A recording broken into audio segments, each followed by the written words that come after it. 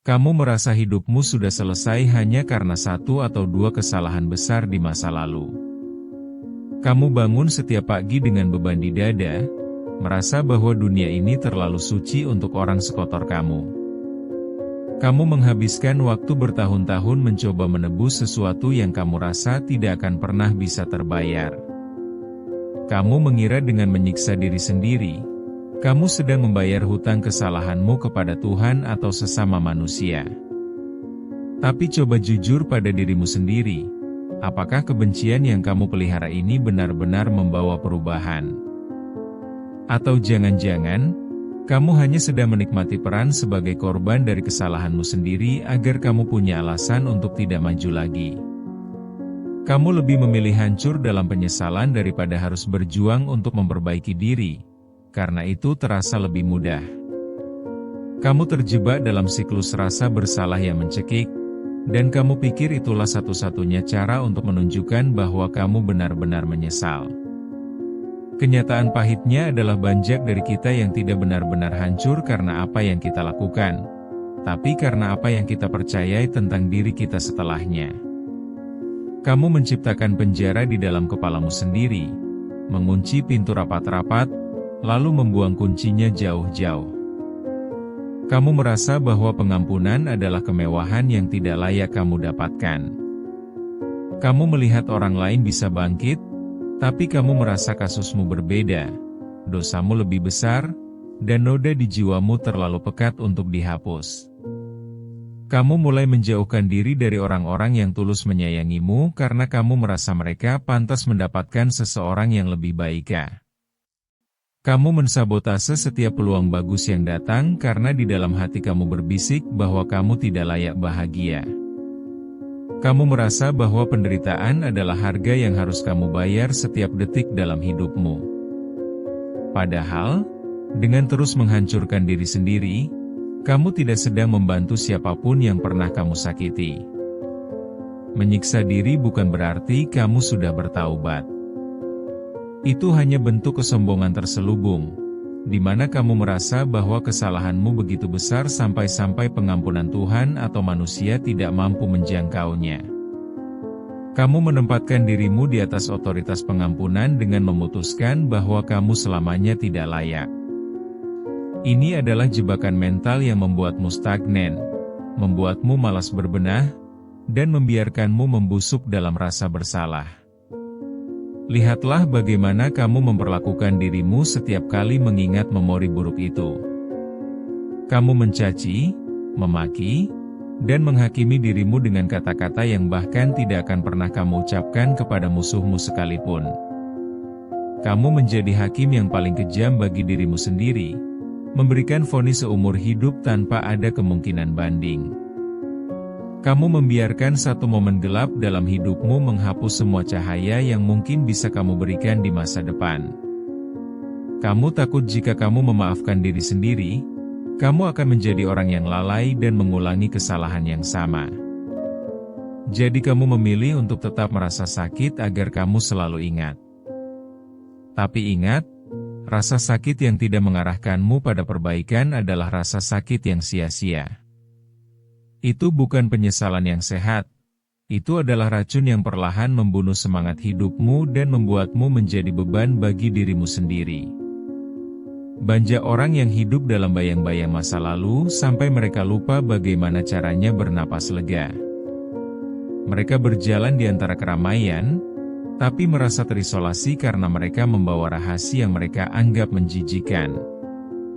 Mereka tersenyum di luar, tapi di dalam mereka berteriak bahwa mereka adalah penipu yang tidak pantas berada di sana. Ini adalah bentuk siksaan mental yang paling nyata, di mana kamu adalah sipirnya sekaligus tahanannya.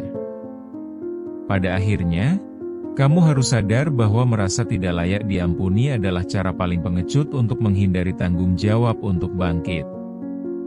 Jauh lebih mudah untuk terus menangisi dosa daripada harus bekerja keras membangun kembali puing-puing hidup yang hancur.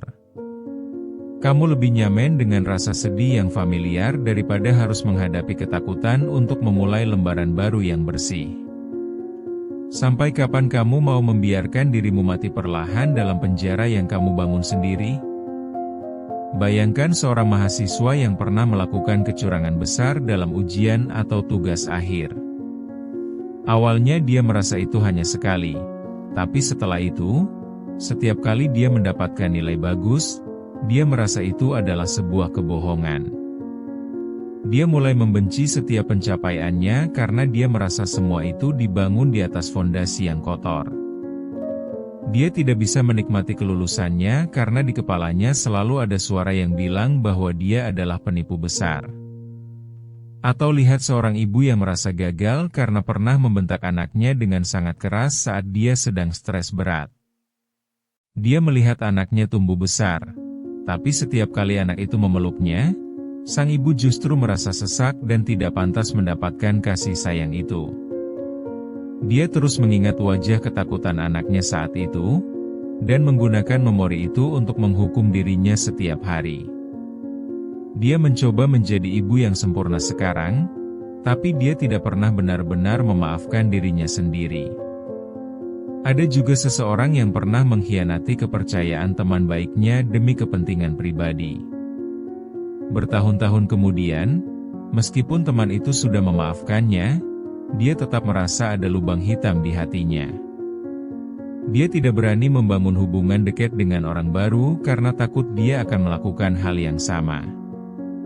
Dia mengisolasi diri, merasa bahwa dia adalah orang jahat yang tidak layak memiliki teman sejati dalam hidupnya.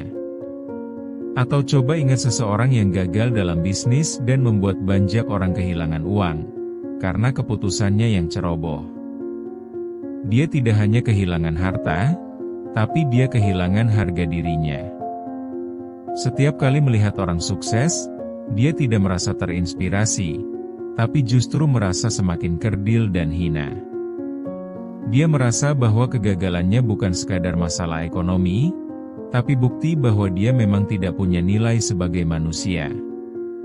Mereka semua melakukan hal yang sama, yaitu memutar ulang rekaman kesalahan mereka seperti kaset rusak. Mereka fokus pada detail terkecil dari kegagalan mereka, menguliknya terus-menerus sampai luka itu tetap basah. Mereka lupa bahwa waktu terus berjalan, tapi mereka memilih untuk tinggal diam di titik terendah hidup mereka. Mereka tidak mencari jalan keluar, tapi justru membangun tembok yang lebih tinggi untuk mengurung diri. Semua contoh ini menunjukkan satu pola yang sama, yaitu rasa bersalah yang berubah menjadi identitas. Mereka tidak lagi melihat diri mereka sebagai orang yang pernah melakukan kesalahan, tapi mereka melihat diri mereka sebagai kesalahan itu sendiri. Mereka tidak berkata aku melakukan hal buruk, tapi mereka berkata aku adalah orang buruk.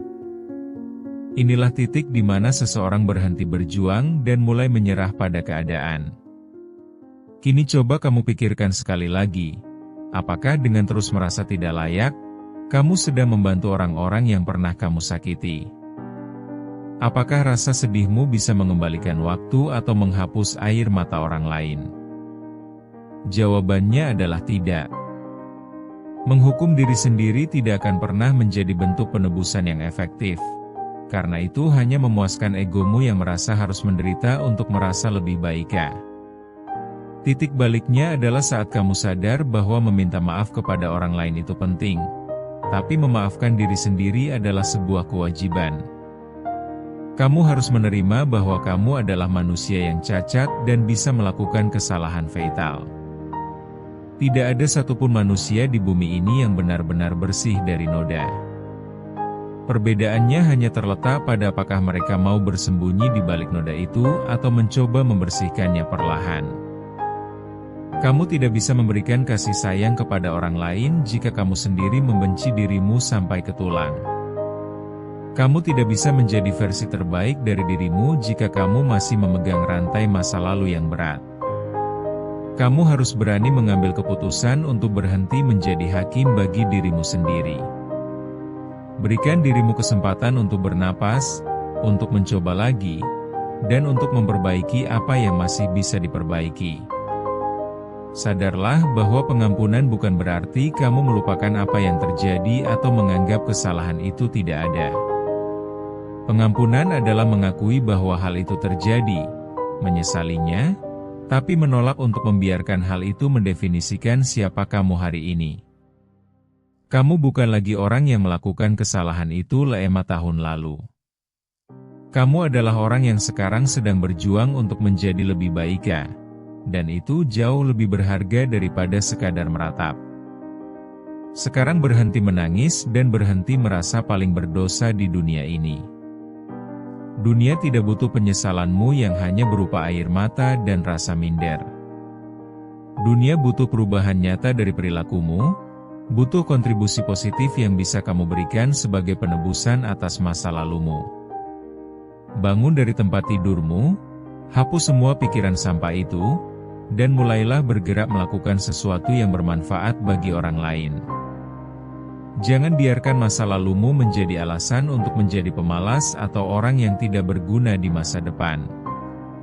Itu adalah alasan paling konyol yang pernah ada. Kalau kamu benar-benar menyesal, maka buktikan dengan cara menjadi manusia yang paling bermanfaat. Jadikan rasa sakitmu sebagai bahan bakar untuk membantu orang lain agar tidak jatuh di lubang yang sama seperti yang pernah kamu alami. Berdirilah tegak, tatap cermin, dan katakan bahwa kamu layak untuk bangkit. Bukan karena kamu sempurna, tapi karena kamu masih diberi kesempatan untuk hidup hari ini. Jangan sia-siakan sisa umurmu hanya untuk memuja rasa bersalah. Berhentilah menghancurkan dirimu sendiri, karena satu-satunya cara untuk membayar hutang masa lalu adalah dengan menciptakan masa depan yang jauh lebih mulia.